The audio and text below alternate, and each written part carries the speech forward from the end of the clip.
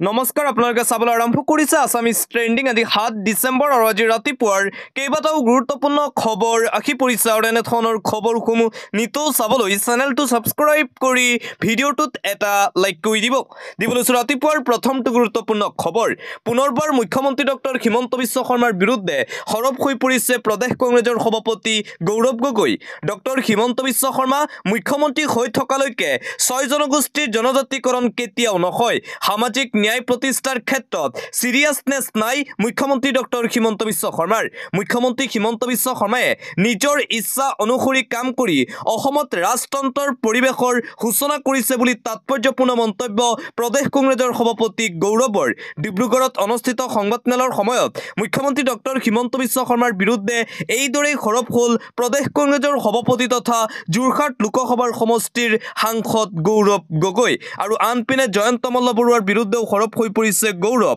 অসমত চৰম ব্যৰ্থতাৰ মুখ দেখিলে জলজীৱন মিছনে কেগৰ প্ৰতিবেদনত মতে অকৰ্মণ্য লোকৰ হাতত পৰিয়ে ব্যৰ্থ হ'ল জলজীৱন মিছন জলজীৱনৰ ব্যৰ্থতাৰ কাহিনী এইবাৰ লোকসভাতো ক'ব গৌৰৱ গগৈয়ে মন্ত্ৰী জয়ন্ত মল্ল বৰুৱাৰ বিৰুদ্ধেও এইদৰে সৰব হৈ পৰিছে গৌৰৱ গগৈ আন এটা পলিটিক্যাল ব্ৰেকিং নিউজ পৃথকে প্ৰচাৰ আৰম্ভ কৰিছে কংগ্ৰেছ আৰু ৰাইজৰ দলে 26ৰ নিৰ্বাচনক লৈ কিমান সিৰিয়াস বিৰোধী আজিলৈকে হোৱা নাই বিৰোধী ঐক্যৰ দ্বিতীয়খন বৈঠক শনিবাৰৰ পৰা ৰাইজৰ দলে আৰম্ভ কৰিলে আনুষ্ঠানিক নিৰ্বাচনী প্ৰচাৰ 26ৰ নিৰ্বাচনক লৈ ডিব্ৰুগড়ত কংগ্ৰেছে আৰম্ভ কৰিলে ৰাইজৰ পদলিত ৰাইজৰ কংগ্ৰেছে পৃথকভাৱে ৰাজনীতি প্ৰচাৰ চলাই আছে আৰু আনপিনে অখিল গগৈও চলাই আছে নিৰ্বাচনী প্ৰচাৰ কিন্তু 26ৰ নিৰ্বাচনৰ পূৰ্বে আজিৰ দিনটোলৈকেও সঠিক সিদ্ধান্ত গ্ৰহণ কৰা নাই বিৰোধীৰ মিত্ৰতাক লৈ এতিয়া প্ৰশ্ন উত্থাপন হৈছে আন এটা বিগ ব্ৰেকিং নিউজ এই মুহূৰ্তত আহি পৰিছে উচ্ছেদ অভিযান চলিয়ে থাকিব মধ্য অসমত দ্বিতীয়টো সৰ্ববৃহৎ উচ্ছেদৰ বাবে সাজু প্ৰশাসন একেলগে 200 পৰিয়ালত চলিব বলডজাৰ সকলো প্ৰকাৰে সাজু নগাঁও জিলা প্ৰশাসন উচ্ছেদ চলাবলৈ চৰকাৰী গেজিং ৰিজাৰ্ভৰ ভূমিত বেদখলকাৰীৰ বিৰুদ্ধে হ'ব একচন ইতিমধ্যে 200 পৰিয়াললৈ জাননী জাৰি নগাঁও জিলা প্ৰশাসনৰ তৰফৰ পৰা সামগ্ৰীৰ খাটুৱাল মৌজাটো চলিব উচ্ছেদ অভিযান মধ্য অসমত দ্বিতীয়টো সৰ্ববৃহৎ উচ্ছেদ অভিযান চলিব অতি শীঘ্ৰেই মুঠতে এতিয়া হিমন্ত বিশ্ব শৰ্মাৰ বিজেপি চৰকাৰৰ টাৰ্গেটত আছে মধ্য অসমৰ নগাঁও জিলাত চলি আছে বৃহৎ উচ্ছেদ অভিযান আৰু পুনৰবাৰ উচ্ছেদ অভিযান চলাবলৈ সাজু হৈ পৰিছে নগাঁও জিলা প্ৰশাসন ইতিমধ্যে পৰিয়ালে নগাঁও জিলা প্ৰশাসনৰ ফালৰ পৰা উচ্ছেদৰ বাবে জাননী জাৰি কৰা হৈছে বুলি জানিব পৰা গৈছে অন্য এটা খবৰ ঘৰ ভাঙি গল উচ্ছেদিতৰ বিধায়ক আমিনুল ইছলামে বিলালে 500 টকা বিলাইছে উচ্ছেদিত অসহায় ৰাইজক AIUDFৰ MLA আমিনুল ইছলামে ঘৰবাৰী খেৰুৱাৰ সৰ্বশান্ত উচ্ছেদিতক বিধায়কে বিলালে টকা কান্দুনত ভাগি পৰা উচ্ছেদিত মহিলাক বিলালে খমখমীয়া 500 খাদ্য সামগ্ৰীৰ বিপৰীতে টকা বিলোৱাক লৈ হতবাক সকলো ধিঙৰ বিধায়ক আমিনুল ইছলামে টকা বিলোৱাৰ দৃশ্য বন্দী হৈছে কেমেৰাত ৰূপসীঘাটৰ ভকতগাঁৱৰ উচ্ছেদস্থলীত বিধায়ক আমিনুল ইছলাম কৰিছে সহায় উচ্ছেদিত ৰাইজক 500 টকাৰে উচ্ছেদিতক সন্তুষ্ট কৰাৰ চেষ্টা AIUDFৰ বিধায়কৰ ঘৰ ভাৰী খেৰুৱাই কান্দুনত ভাগি পৰিছে অসহায় উচ্ছেদিত মিয়া মুছলমান ৰাইজ আৰু মিয়া মুছলমান অসহায় উচ্ছেদিত ৰাইজৰ কাষত এইবাৰ থিয় দিছে AIUDFৰ ধিঙৰ বিধায়ক আমিনুল ইছলাম খাদ্য সামগ্ৰীৰ বিপৰীতে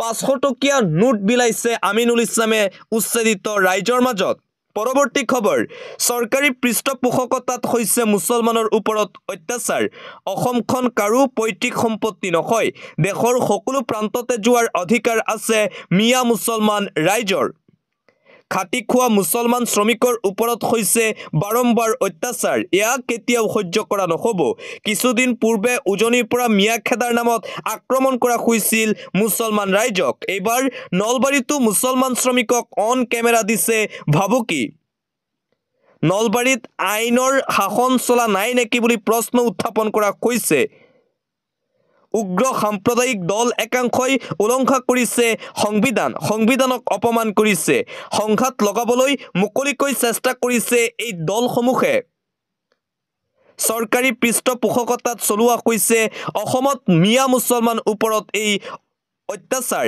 নলবাৰীখন কাৰো পৈতৃক সম্পত্তি নহয়, যাৰ যি ইচ্ছা তাকেই কৰিব পাৰিব।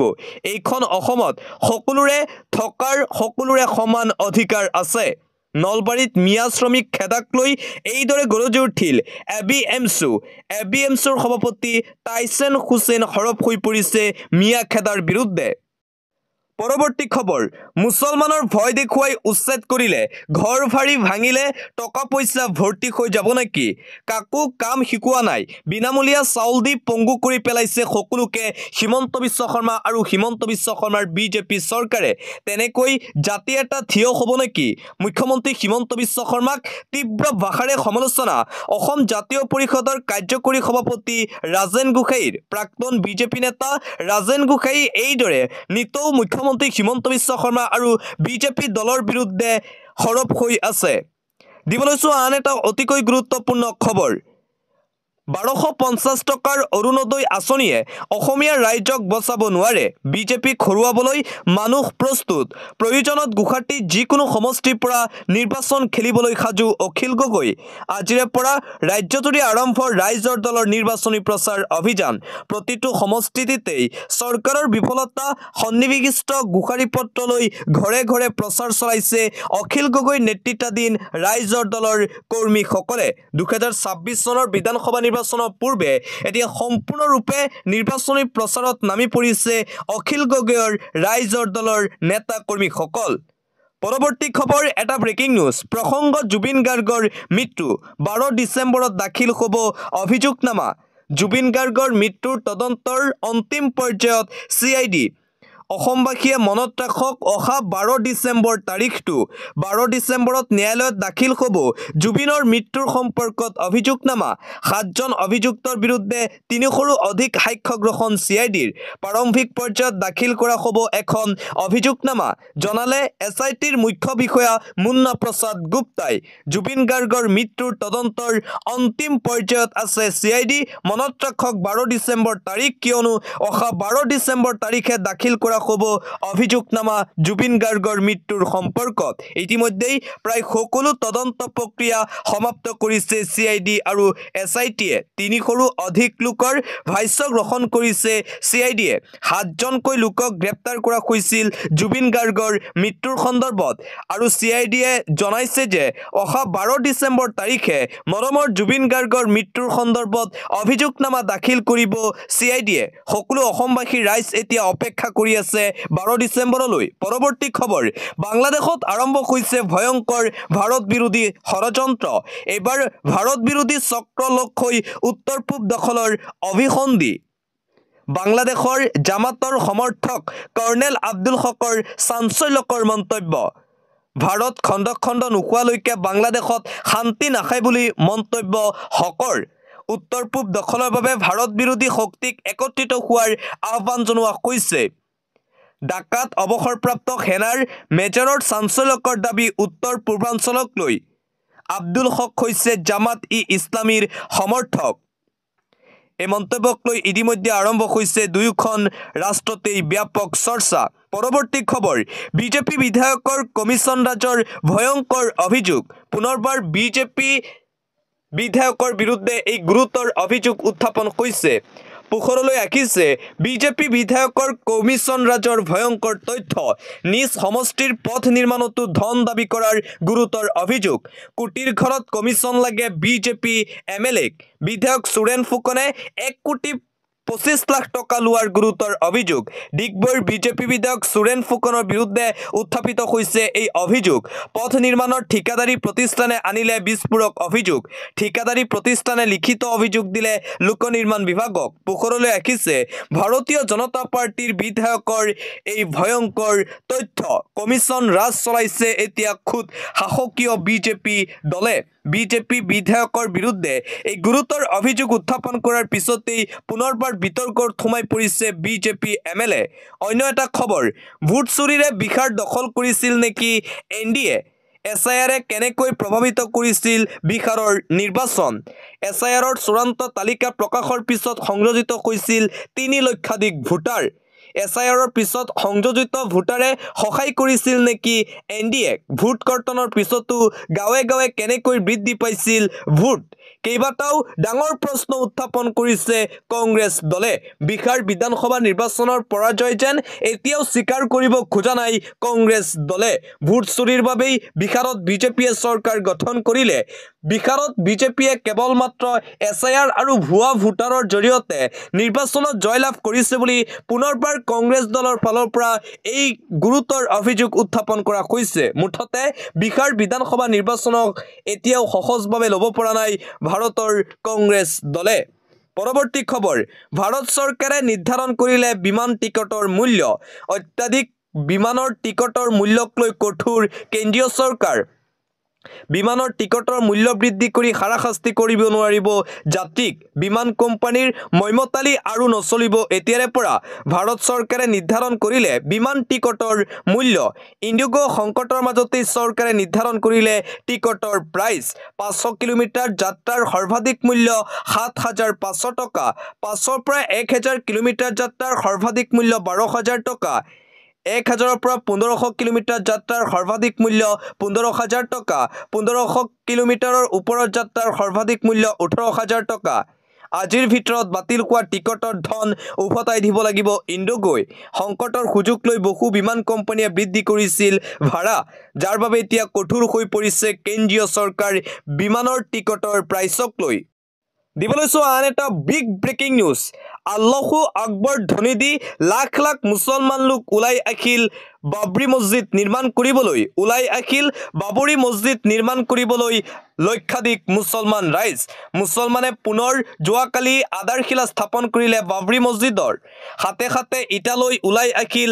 লাখ লাখ মুছলমান জনতা মুৰ্ছিদাবাদৰ বেলডাংগাত লাখ লাখ মুছলমানৰ ভিৰ দেখিবলৈ পোৱা গৈছিল যোৱাকালি দিনটোতেই ধ্বংস কৰা হৈছিল অযোধ্যাৰ বাবৰি মছজিদ TMCৰ নিলম্বিত বিধায়কে কৰিছিল বাবৰি মছজিদ নিৰ্মাণৰ দাবী যোৱাকালি দিনটোতেই শিলান্যাস কৰা হ'ল বাবৰি মছজিদৰ পৰিস্থিতি নিয়ন্ত্ৰণৰ সম্পূৰ্ণ বাহিৰত আছিল মুছলমানে পুনৰ যোৱাকালি নিৰ্মাণ কৰিলে বাবৰি মছজিদৰ আধাৰশিলা কৰিলে লাখ লাখ মুছলমান ৰাইজে নিজে নিজে ইটালৈ আহিল মুছলমান ৰাইজে পৰিস্থিতি সম্পূৰ্ণৰূপে নিয়ন্ত্ৰণৰ বাহিৰত আছিল যোৱাকালি অন্য এটা খবৰ নামনি অসমত মিয়া নিগাজিকৈ বহি লৈছে আৰু বহিব নিদিও মিয়াক নামনি অসমত মিয়া নিগাজিকৈ বহি লৈছে নতুনকৈ আৰু মিয়াক বহিব দিব নোৱাৰি বুলি মন্তব্য মুখ্যমন্ত্ৰী শৰ্মাৰ চৰকাৰে তেওঁলোকক সদায়ে শাস্তি দি থাকিলে তেওঁলোক নিজে নিজে তাৰ পৰা আঁতৰি যাব অন্যথা আমাৰ হাতত উপায় নাই 10ৰ পৰা 15 বছৰলৈকে কষ্ট দি থাকিলে নিজেই আঁতৰি যাব অসমৰ পৰা মিয়াৰ আগ্ৰাসনক লৈ পুনৰবাৰ মুখ্যমন্ত্ৰী ডক্টৰ হিমন্ত বিশ্ব শৰ্মাৰ এই ডাঙৰ মন্তব্য অন্য এটা খবৰ প্ৰধানমন্ত্ৰী নৰেন্দ্ৰ মোদীয়ে যোৱা 11 বছৰত অসমক যিমান দিছে সেয়া অভূতপূৰ্ব অকল্পনীয় 1947 চনৰ পৰা 2025 চনলৈ দেশৰ সকলো প্ৰধানমন্ত্ৰীয়ে মিলাই যিমান দিছিল প্ৰধানমন্ত্ৰী নৰেন্দ্ৰ মোদীয়ে অকলেই তাতকৈ বহুত বেছি দিছে প্ৰধানমন্ত্ৰী নৰেন্দ্ৰ মোদীৰ প্ৰশংসাত পঞ্চমুখ ৰাজ্যিক বিজেপিৰ সভাপতি দিলীপ শইকীয়াই প্ৰধানমন্ত্ৰী নৰেন্দ্ৰ মোদীক প্ৰশংসা কৰিবলৈ গৈ এইদৰে মন্তব্য কৰে 11 বছৰত অসমক প্ৰধানমন্ত্ৰী নৰেন্দ্ৰ মোদীয়ে যিমান দিছে সেয়া অভূতপূৰ্ব অকল্পনীয় 1947 চনৰ পৰা 2025 চনলৈ দেশৰ সকলো প্ৰধানমন্ত্ৰীয়ে মিলাই যিমান দিছিল নৰেন্দ্ৰ মোদীয়ে অকলেই তাতকৈ বহুত বেছি দিছে অসমক এই মন্তব্য ৰাজ্যিক বিজেপিৰ সভাপতি দিলীপ শইকীয়াৰ আন এটা পলিটিক্যাল ব্ৰেকিং নিউজ এই মুহূৰ্তত আহি পৰিছে ৰাজনৈতিক খবৰ 26ৰ বিধানসভা নিৰ্বাচনত বিজেপিৰে মিত্ৰতা নকৰে হাগ্ৰামা মহিলাৰীৰ BPF দলে বিজেপিৰে মিত্ৰতা সন্দৰ্ভত BPFৰ নেতা ৰিখন দৈমাৰীয়ে কৰিলে স্পষ্ট যিটো দলে বিধানসভাত সংখ্যাগৰিষ্ঠ আসন লাভ কৰিব সেই দলৰ সৈতে মিত্ৰতা কৰাৰ কথা সদৰি ৰিখন দৈমাৰীৰ BTCৰ উন্নতিৰ বাবে যি দলেই উপযুক্ত বিধায়ক প্ৰদান কৰিব সেই দলৰ সৈতে একেলগে থাকিব বুলি মন্তব্য BPFৰ নেতা 26ৰ নিৰ্বাচনৰ পূৰ্বে বিজেপিৰ সৈতে BPFে মিত্ৰতা নকৰে অন্য এটা খবৰ ৰাজ্যৰ লাখ লাখ যুৱক যুৱতীৰ বাবে এটা ভাল খবৰ আহি গ'ল অসম আৰক্ষীৰ নতুন চাকৰি ৰাজ্যৰ লাখ লাখ নিবনুৱা যুৱক যুৱতীসকলৰ বাবে পুনৰবাৰ আহি পৰিছে এটা ভাল খবৰ। আহি গ'ল অসম আৰক্ষীৰ নতুন চাকৰি। আছাম পুলিচত ওলাইছে নিউ জব। প্ৰকাশ পালে চৰকাৰী আঁচনিৰ বিজ্ঞাপন। সাজু কৰক নথিপত্ৰ, ডকুমেণ্টছ আপুনি ৰেডি ৰাখক যদিহে চাকৰি বিচাৰি আছে। ক'ত কিদৰে আপুনি এই চাকৰিৰ বাবে কৰিব এপ্লাই সবিশেষ জনাই আছোঁ। অসম আৰক্ষীৰ ৱেবছাইটত গৈ চাব পাৰিব আপুনি। ৰাজ্যৰ লাখ লাখ নিবনুৱা যুৱক যুৱতীসকলৰ বাবে পুনৰবাৰ এই ভাল খবৰ দিছে অসমৰ মুখ্যমন্ত্ৰী ডক্টৰ হিমন্ত বিশ্ব শৰ্মাই।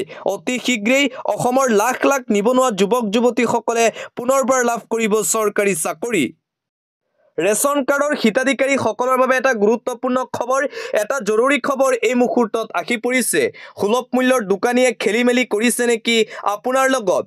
দাইল, চাউল, চেনি, নিমখ লাভত সৃষ্টি হৈছে নেকি কিবা অসুবিধাৰ? এতিয়াই ফোন কৰক আৰু আপুনি দিয়ক অভিযোগ সুলভ মূল্যৰ দোকানীৰ বিৰুদ্ধে। খেলি মেলি কৰিলেই পোনপটীয়াকৈ দিব পাৰিব অভিযোগ। 180045361111 নম্বৰত দিয়ক অভিযোগ। সুলভ মূল্যৰ দোকানীলৈ কঠোৰ নীতি নিৰ্দেশনা জাৰি চৰকাৰৰ। অন্ন সেৱাৰ প্ৰতিটো দিনত খোলা ৰাখিব লাগিব ৰেচনৰ দোকান। 1ৰ পৰা 10 ডিচেম্বৰলৈ চলিব অন্ন সেৱা দিন। 10 দিনৰ ভিতৰত হিতাধিকাৰীসকলে সংগ্ৰহ কৰিব লাগিব ৰেচনৰ সামগ্ৰী। ই-পোষ্ট মেচিনৰ ৰচিদ পাব লাগিব হিতাধিকাৰীসকলে। আজিৰে পৰা আৰম্ভ অন্ন সেৱা দিন। আপুনিও যদি ৰেচন কাৰ্ডৰ হিতাধিকাৰী তেন্তে আপুনি সংগ্ৰহ কৰক ৰেচনৰ সামগ্ৰী।